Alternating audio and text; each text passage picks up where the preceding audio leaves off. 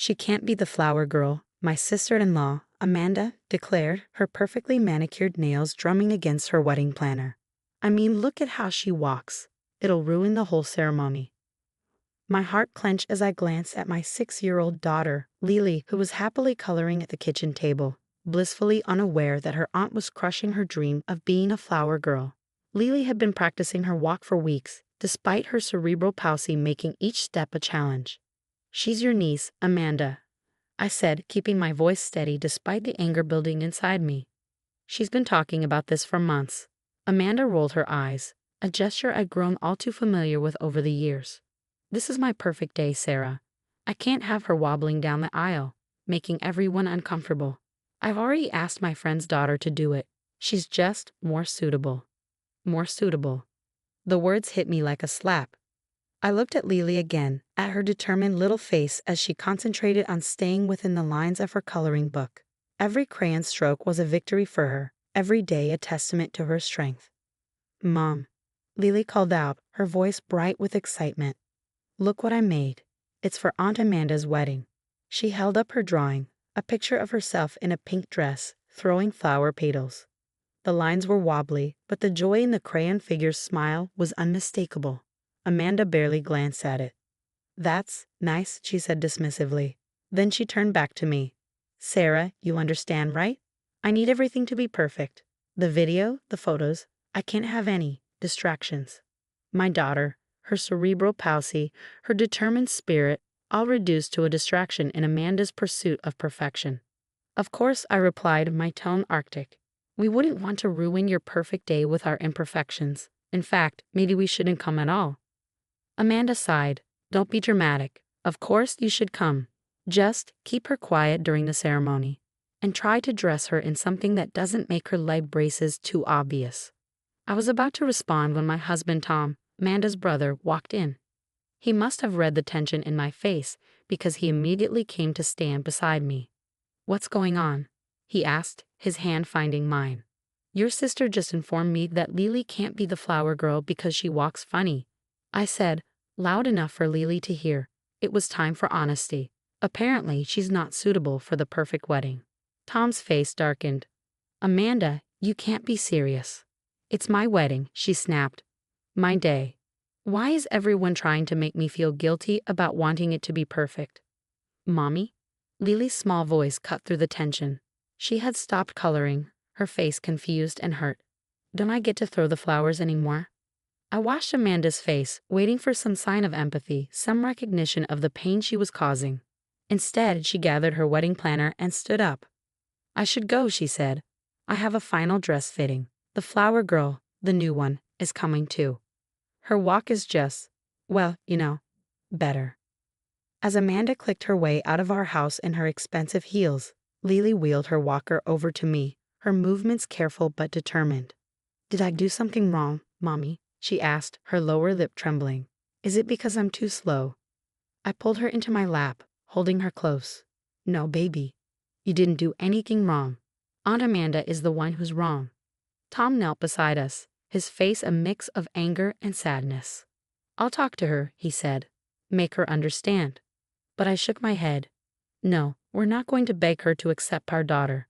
Lily deserves better than that." That evening, after Lily was asleep, Tom and I sat on our back porch, the weight of the day settling around us. I could see the guilt eating at him, the pain of watching his sister reject his daughter. "Maybe we should skip the wedding," he suggested. "Show her she can't treat Lily like this." I took a sip of my tea, an idea forming in my mind. "No," I said slowly. "We're going to that wedding, and I'm going to make sure your sister never forgets it." "What are you planning?" Tom asked, knowing the look in my eyes. I smiled, thinking of the dance lessons Lily had been taking in secret, the hours of physical therapy she'd endured without complaint, the determination that drove her to try again every time she fell. "Just wait," I said. "Some things are worth more than being a flower girl, and your sister is about to learn that perfection comes in many forms." As I went to bed that night, I could hear Lily practicing in her room, counting her steps just like her dance teacher had taught her. 1, 2, 3, pause. 1, 2, 3, pause. Each step a victory, each movement a defiance of those who said she couldn't. Amanda had no idea what was coming. Sometimes, the best revenge isn't about getting even. It's about rising above, about showing the world that different doesn't mean less. And my daughter, with her wobbly walk and determined spirit, was about to prove just that. The next few weeks would test us all. But as I drifted off to sleep, I smiled, knowing that by the time Amanda's perfect wedding was over, everyone would see my daughter exactly as I did, not as the girl who walked funny, but as the girl who refused to let anything stop her from dancing. The day of Amanda's wedding arrived with picture-perfect weather. As we pulled up to the grand church, I watched through the rearview mirror as Lily took in the scene, the flowers, the decorations, the gathering crowd. She wore a beautiful blue dress we had chosen together, her leg braces proudly visible. "Remember what we practiced?" I whispered to her as Tom helped her out of the car. She nodded, her eyes shining with determination. "Just like in dance class, Mommy." We entered the church to find chaos in the bridal suite. Amanda's voice carried down the hallway, high-pitched and frantic. "What do you mean she's sick? She's supposed to be my flower girl. The ceremony starts in an hour." I shared a knowing look with Tom. The universe, it seemed, had its own sense of justice. Amanda burst out of the suite, her wedding dress rustling. Her eyes landed on us, specifically on Lily, and I could see the wheels turning in her head. "No," she said firmly, reading my expression. "Absolutely not. Your flower girl has the stomach flu," I stated calmly. "Lily knows the route. She's been practicing." "Practicing?" Amanda laughed bitterly. "She can barely walk straight." Lily's small voice cut through the tension. "I can do it, Aunt Amanda. I've been working really hard." "Working hard at what?" Amanda scoffed. "This isn't one of your therapy sessions. This is my wedding." Tom stepped forward, his patience finally snapping. "That's enough, Amanda. Either Lily is your flower girl or we're leaving. Your choice." The silence that followed was deafening. Amanda looked between us, her perfectly made-up face contorting with conflict. Finally, she threw up her hands. "Fine, but if she ruins this—" "She won't," I said firmly, squeezing Lily's hand. The next hour was a blur of activity. The wedding coordinator quickly got Lily ready, pinning a small basket of rose petals to her walker, an adaptation we had planned for, just in case this opportunity arose. As the ceremony began, I stood at the back of the church with Lily, my heart pounding. Amanda had insisted on going last to check Lily's performance, probably hoping to stop her if things went wrong. "Ready, sweetheart?" I whispered. Lily nodded, gripping her walker, just like we practiced, Mommy. The music started, not the traditional wedding march, but something slower, more graceful.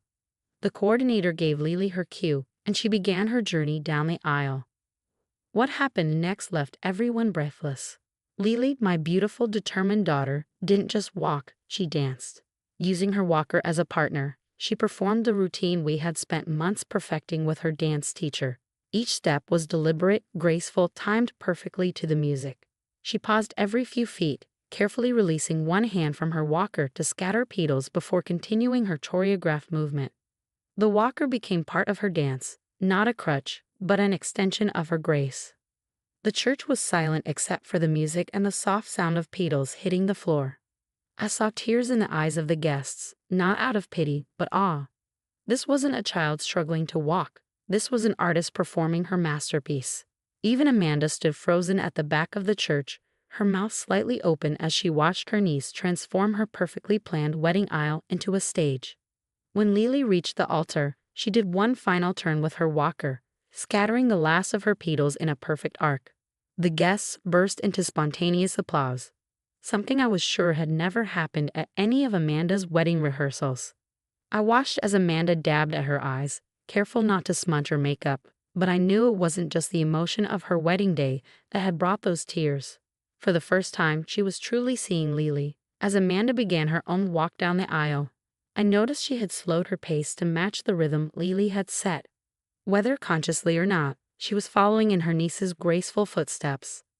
The rest of the ceremony proceeded according to plan, but something had shifted in the atmosphere. The perfectionism that had dominated every aspect of Amanda's wedding had been softened by something more genuine, the unscripted beauty of a little girl's determination.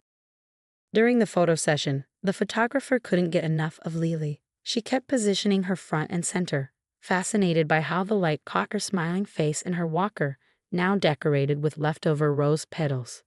"She's a natural," the photographer said, showing me some of the shots. "These are going to be absolutely stunning." I watched as Amanda looked over our shoulders at the photos, her expression unreadable.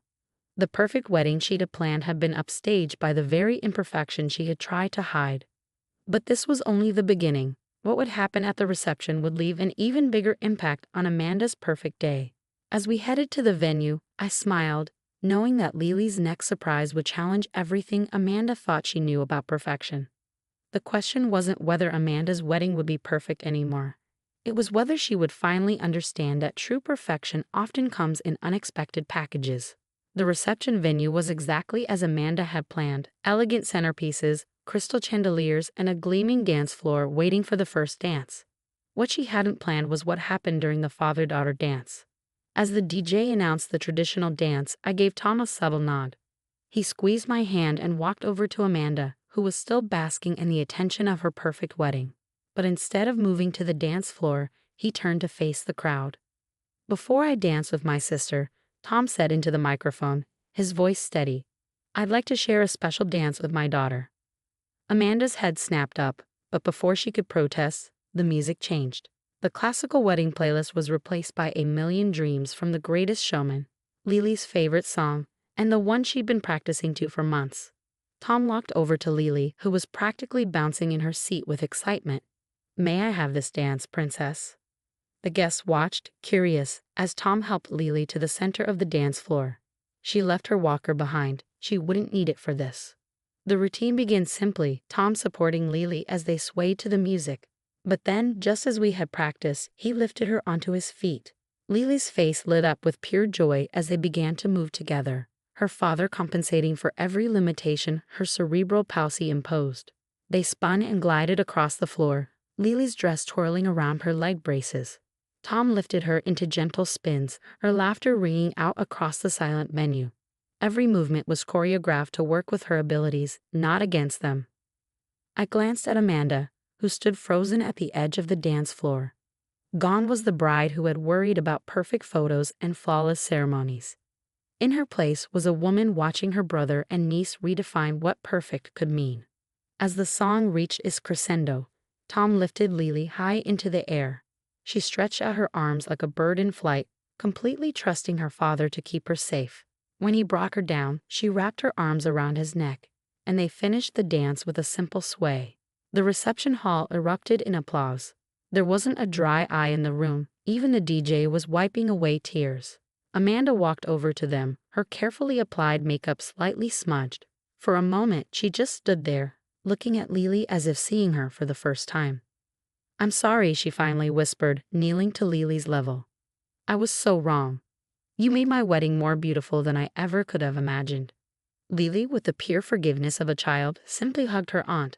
"It's okay. Want to see me dance again?" Amanda laughed through her tears. "I want to see you dance every chance I get." The rest of the reception became something entirely different from what Amanda had planned. The rigid schedule was forgotten as Lily took to the dance floor again and again, sometimes with her father, sometimes using her walker as a partner. Other guests joined her, following her lead, learning that dance didn't have to be perfect to be beautiful. Later that night, as we were getting ready to leave, the photographer showed us some preview shots on her camera. There was Lily scattering petals in her choreographed walk down the aisle, her face glowing with concentration. There was her dance with Tom, caught mid-spin, joy radiating from both their faces. But my favorite was a candid shot. Amanda sitting next to Lily, both of them laughing as they tried to copy each other's dance moves. The bride's perfect hair had come slightly undone, her carefully planned facade cracked open to reveal something much more precious. "These are the most beautiful wedding photos I've ever taken," the photographer said. "They tell a real story." As we drove home that night, Lily fell asleep in her car seat, still wearing her dance dress, a smile on her tired face. Tom reached over and squeezed my hand. "You knew this would happen, didn't you?" he asked. "When you and Lily started those secret dance lessons."